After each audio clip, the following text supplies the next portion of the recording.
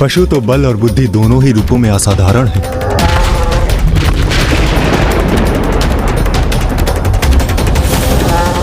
इतना दुस्साहस इस पशु का कि अब ये यहां भी विध्वंस की स्थिति उत्पन्न कर रहा है।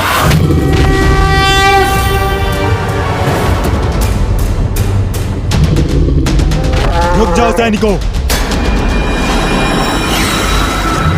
इसके लिए तुम सभी को अपना बल प्रयोग करने की कोई आवश्यकता नहीं। इसके लिए तुम मात्र मेरा बल ही पर्याप्त है।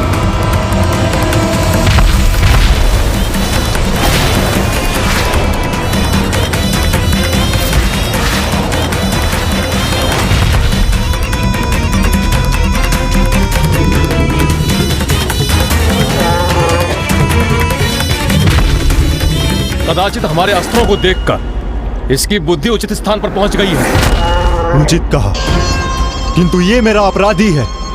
इसे मैं कदापि जीवित नहीं रहने दूंगा। किंतु भ्राता, ऐसा अनूठा जीव आखेट के लिए नहीं अपितु नियंत्रण के लिए होता है। और वैसे भी आपने इसी के कारण अपने प्रिय मीन को खोया है, तो क्यों न इसे ही अपना वो जीव बनाकर सदैव अपने आदेशों का पालन करवाए। ऐसा ही करना चाहिए। तो फिर प्रतीक्षा किस बात की? चलो भ्राताओं, आगे बढ़ो।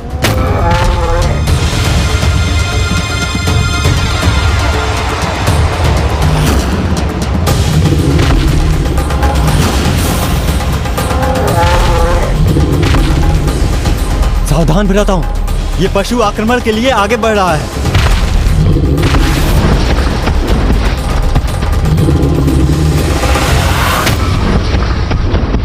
मेरे भ्राता कहाँ है? मैं अकेला कैसे रह गया इसके समक्ष?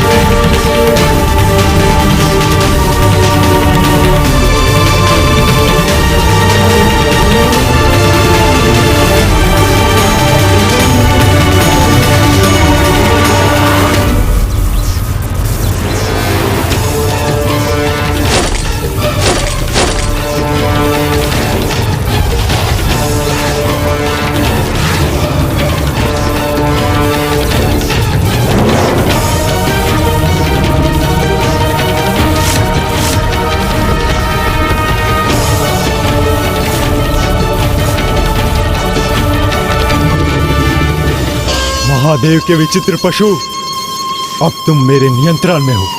बंधक हो तुम मेरे।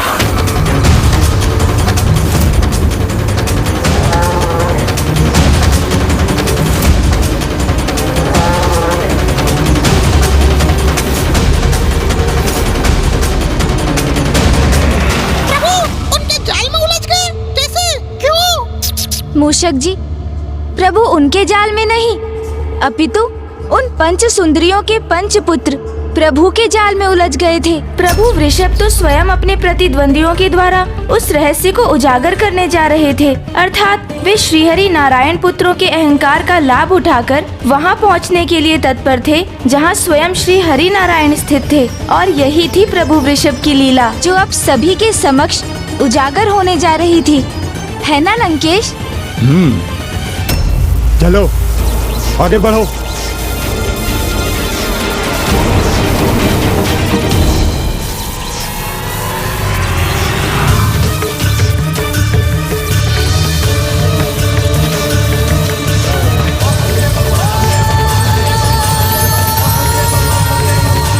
प्रभु श्री हरि नारायण के पश्चिम अर्थात मैं उचित स्थान पर हूँ।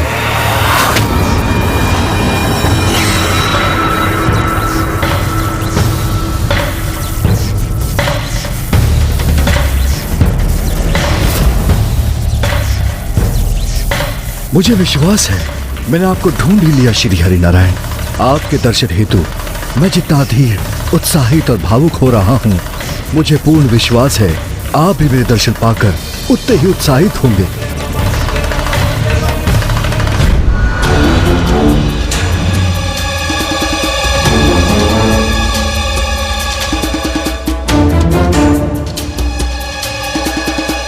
प्रभु, आपको यहाँ की व्यवस्था उचित तो लगी ना?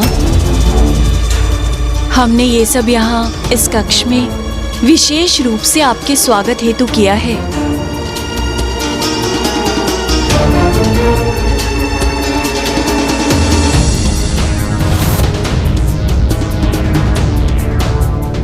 कौन है ये किसके आगमन का आभास हो रहा है मुझे?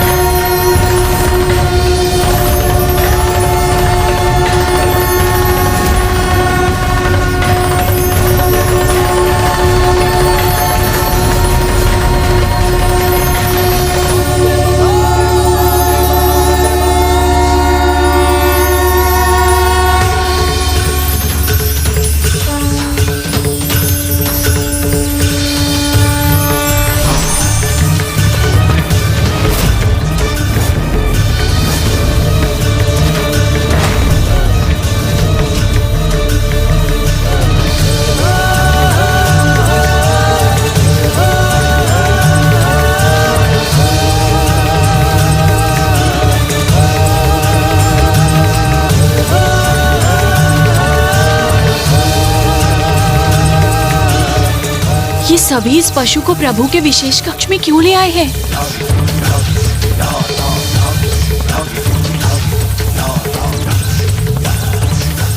ये नारियां कौन हैं जो मेरे प्रभु श्री हरि नारायण के चारों ओर उनकी सहभागियों के समान स्थित है?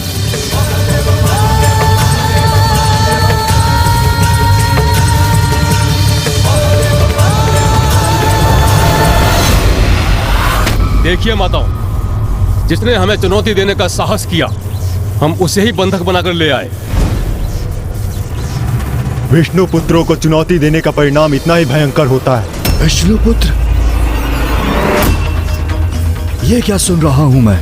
माताओं, विष्णु पुत्र अर्थात?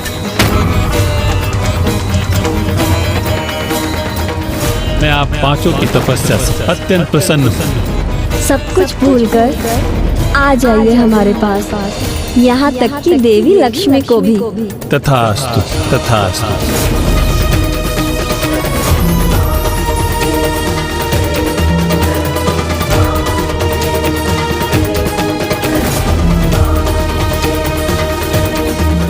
अर्थात प्रभु श्री हरि नारायण तो सब कुछ भूल चुके हैं, मुझे भी।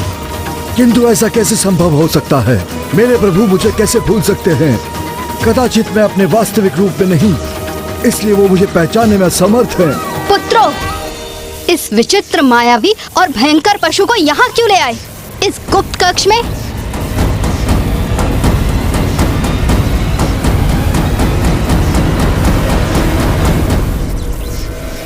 मुझे विश्वास है, मुझे मेरे वास्तविक रूप में देखते ही श्री हरि नारायण मुझे अवश्य पहचान लेंगे। क्या तुम सभी इतना भी समझने में असमर्थ हो कि ये पशु के रूप में कोई भी हो सकता है? ऐसे छद्म वेश में यहाँ किसी का आगमन होगा, इसी बात का तो भय था हमें। और तुम उसे यहीं ले आए, इस गुप्त कक्ष में?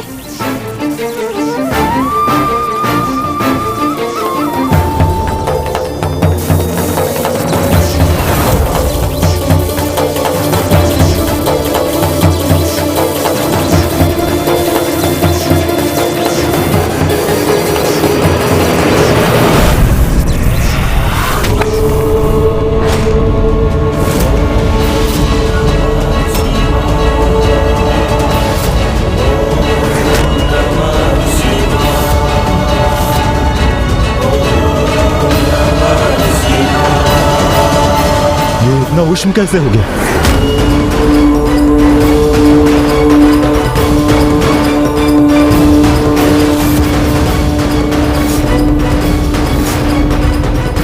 आश्चर्य!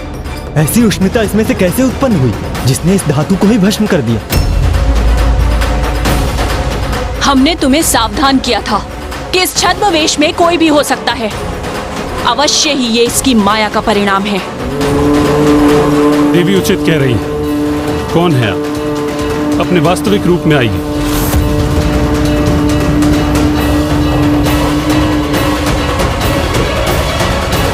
यथा शिवस्तथा विष्णु यथा विष्णुस्तथा शिवा।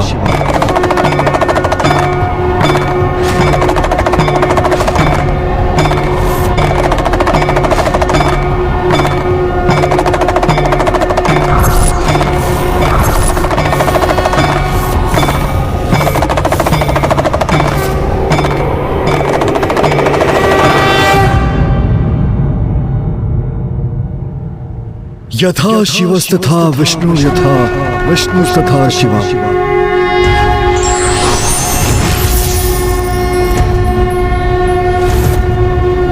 त्रयंबकं सदाशिवं नमामि हे उमापति जय नीलकंठ जय अनंत नमोस्तुते नमोस्तुते।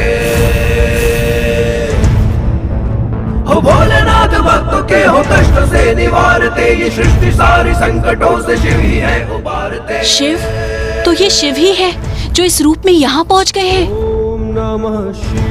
प्रभु ने इन्हें पहचान लिया तो अनर्थ हो जाएगा। तो हम महादेव को ही ले आए यहाँ। ये कैसी भूल हो गई हमसे?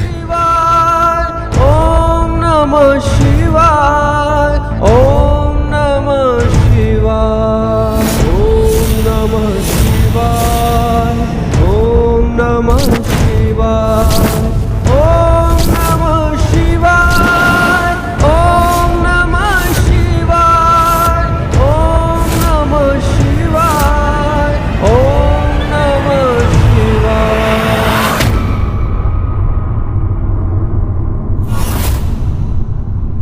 शिव शिव शिव।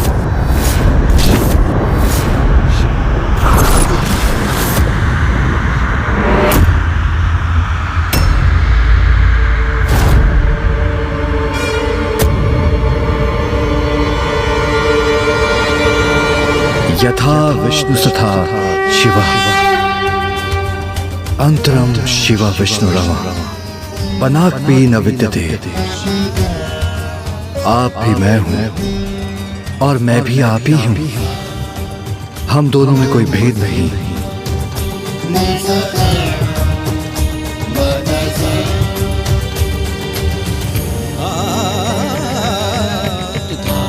पहचानिए नारायण, मैं आपका वो स्वरूप हूं जिसे आप अपने दिव्य मधुर वाणी में महादेव कहकर पुकारते हैं, महादेव कहकर पुकारते हैं, महादेव कहकर पुकारते हैं।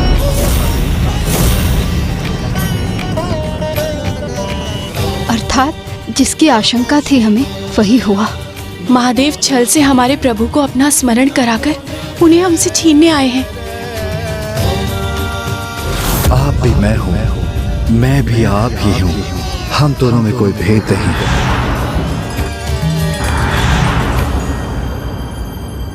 हे श्री हरि नारायण, क्या आप अभी भी मुझे अपने महादेव को पहचानने में असमर्थ हैं?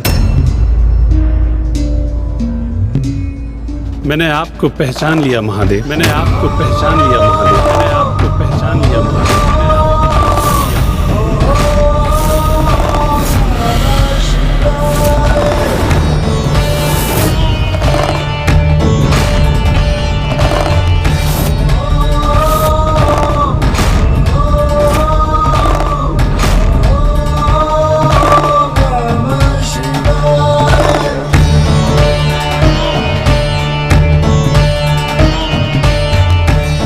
पहचान गए? नहीं, ये नहीं हो सकता। आप साधारण नहीं, अत्यंत दिव्य हैं, वैरागी भी हैं और महायोगी भी। एक अत्यंत प्रचंड योद्धा भी हैं और भोले भी। आपके समक्ष स्थिर रहकर ऐसा आभास होता है जैसे समस्त संसार का तेज आप में ही समाहित है। इसीलिए आपके आगमन का ऐसा अद्भुत अनुभव हुआ था मुझे। भले ही आप मेरे लिए अपरिचित हैं,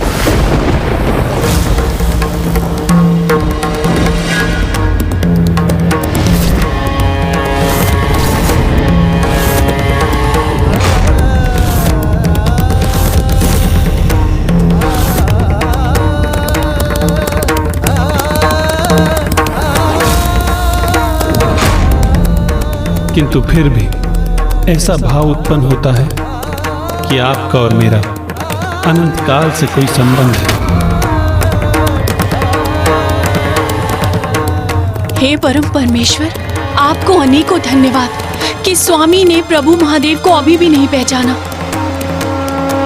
आपसे भेंट करने के उपरांत मुझे ये तो ज्ञात हो गया है कि आपका ना मुझसे ना ही इस समुद्र पाताल लोक से कोई शत्रुता है।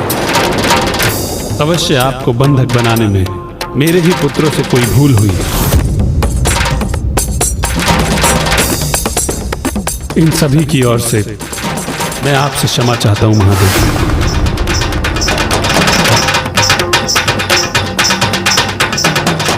ये तो हमारा सौभाग्य है कि आप जैसे महायोगी के कमल चरण इस पाताल लोक पर पड़े।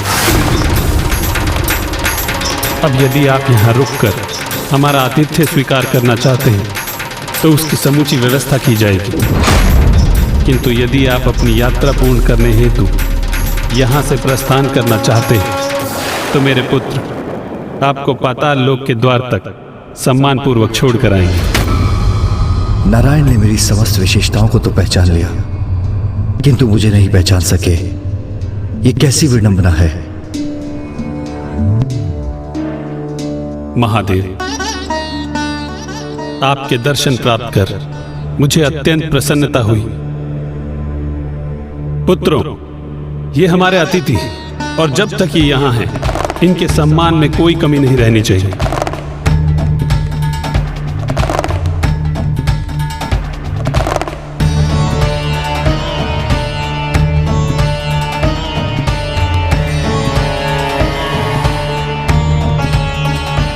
अब कोई संकट नहीं है। मुझे अनुमति दीजिए, मुझे मेरे कक्ष में जाना है।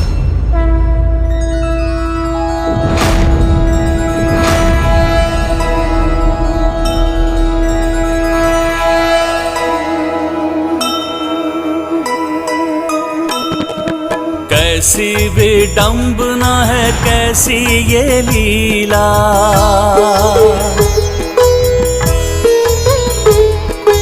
पहचान कर भी ना पहचान पाए।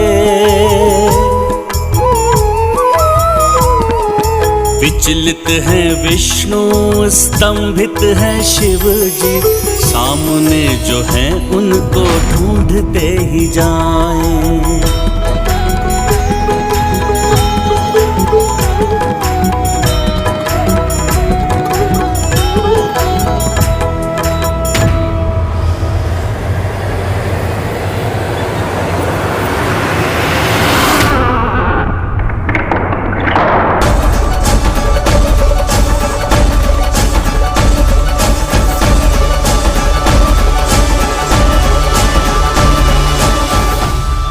करते भी तो क्या, प्रभु श्री हरि नारायण तो अपने वरदान से ही बंधे हुए थे, इसीलिए वो सब कुछ भूल चुके थे।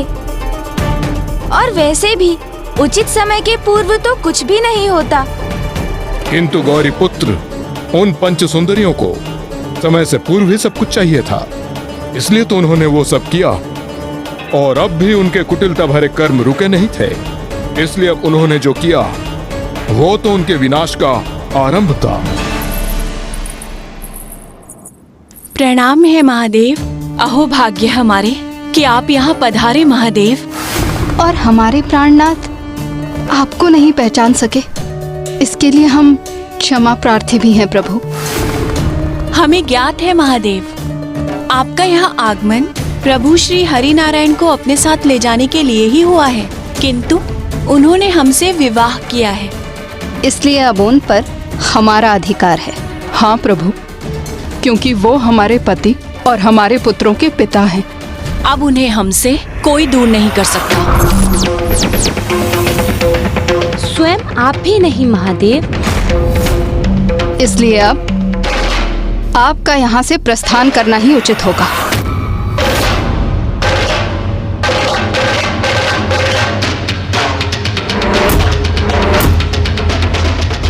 प्रभु, आप ना कुछ कह रहे हैं और ना ही यहाँ से प्रस्थान कर रहे हैं, एवं ना ही आप हमारी ओर देख रहे हैं। आप किस विचार में हैं महादेव? अब आपके समक्ष रिक्त हाथों लौटने के अलावा कोई अन्य मार्ग नहीं है। कुछ तो कहिए प्रभु महादेव।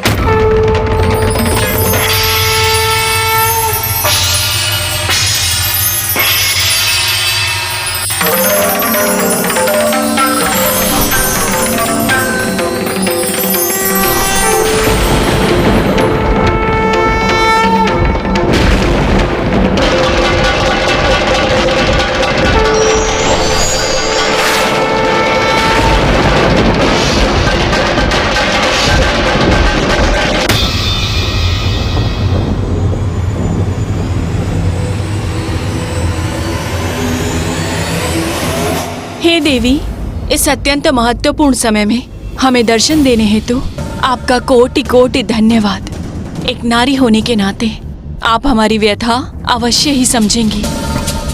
अब आप ही प्रभु को समझाइए ना देवी कि वो हमारे प्राणनाथ को हमसे ना छीने।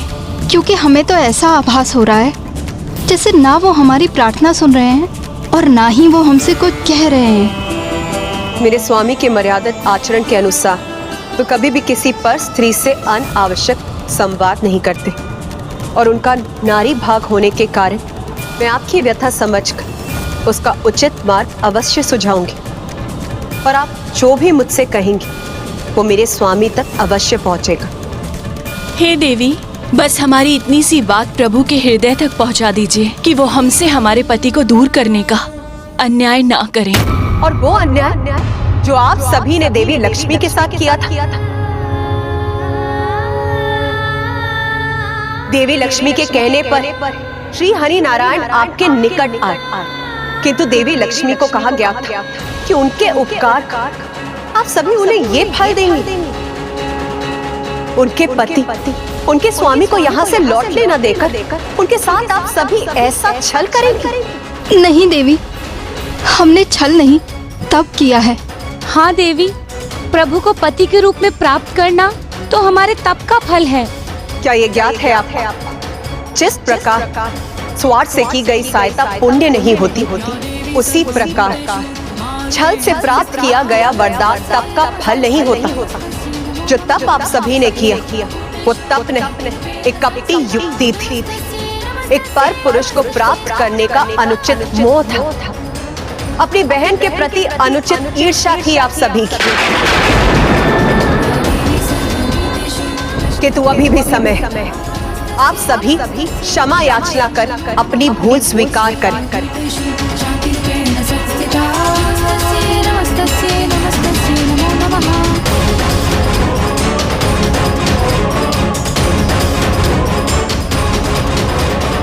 अन्यथा आपके इस छल का अत्यंत भयंकर परिणाम होगा।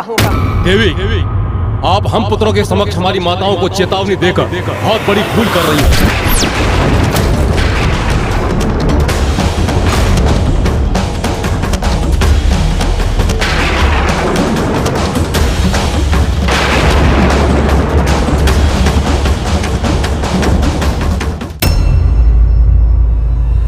हमारे समक्ष क्रोध प्रदर्शन करने से क्या लाभ देवी? क्योंकि अब ना तो आप और ना ही महादेव हमसे हमारे स्वामी, हमारे प्राणनाथ को दूर करने में समर्थ होंगे। हाँ देवी, क्योंकि जब पूर्व में आपके स्वामी ने इसका प्रयास किया था तो हमारे पुत्रों ने उन्हें बंदी बना लिया था। हाँ, जो प्रभु विष्णुदेव के भी पुत्र हैं एवं उन्हीं के समान शक्तिशाली भी हैं। इस बार आप भी प्रयत्न कर लीजिए, किंतु सफलता तो आपको भी प्राप्त नहीं होगी। फिर चाहे आप दोनों ही उनसे युद्ध भी क्यों ना कर लें।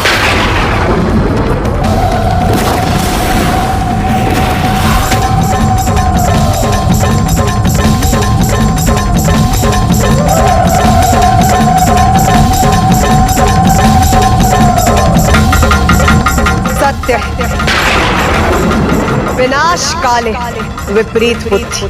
सर्वप्रथम आपने अपना विवेक खोया और अब अपनी जीवा पर भी नियंत्रण खो चुकी हैं आप। बहुत अहंकार है ना आपको अपने पुत्रों की शक्तियों पर।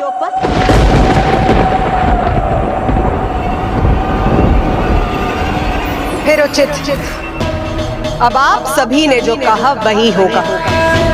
युद्ध भूमि में निर्णायक संग्राम होगा।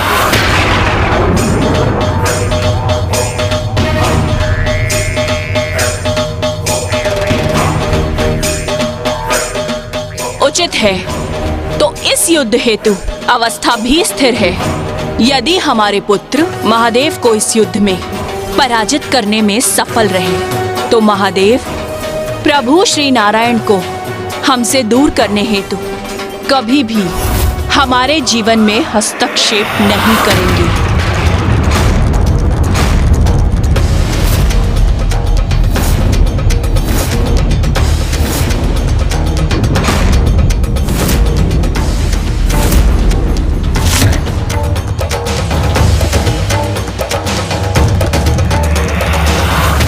इस प्रकार आरंभ हुआ प्रभु महादेव के वृषभ अवतार और श्री हरि नारायण के 5 पुत्रों के मध्य वो युद्ध, जो वास्तव में धर्म और अधर्म के मध्य एक महायुद्ध था। अकेले प्रभु के समक्ष वो 5 भाई थे। उस अवस्था में भी वो विष्णु पुत्र किसी अन्य से भी सहायता प्राप्त करने उन्हें भी अपने साथ ले आए।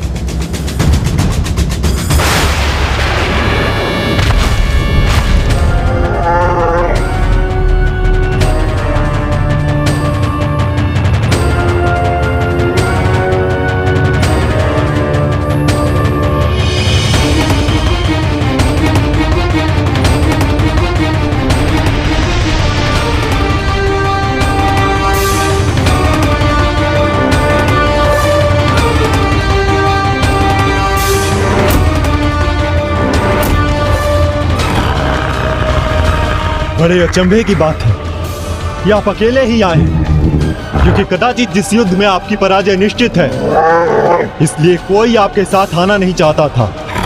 किंतु हम तो अपने साथ आसुरी बवंडर लाए हैं।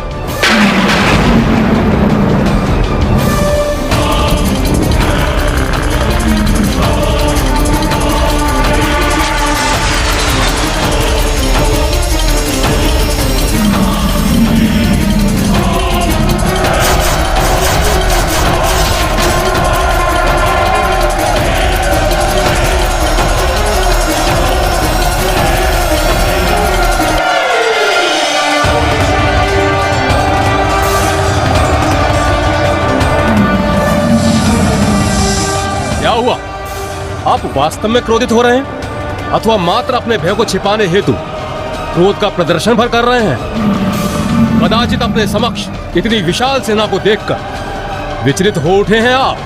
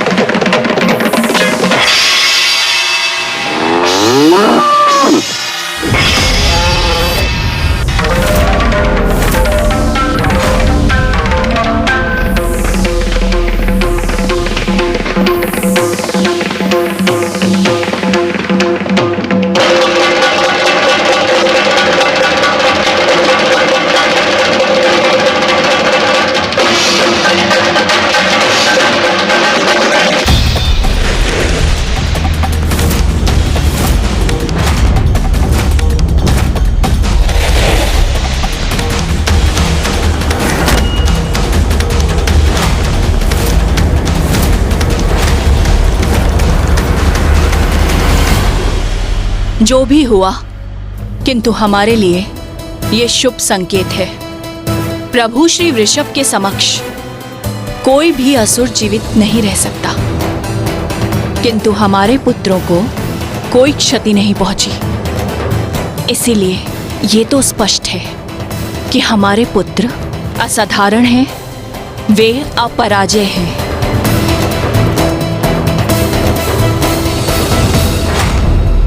बस बहुत हुआ, अब तुम नहीं, हम वार करेंगे।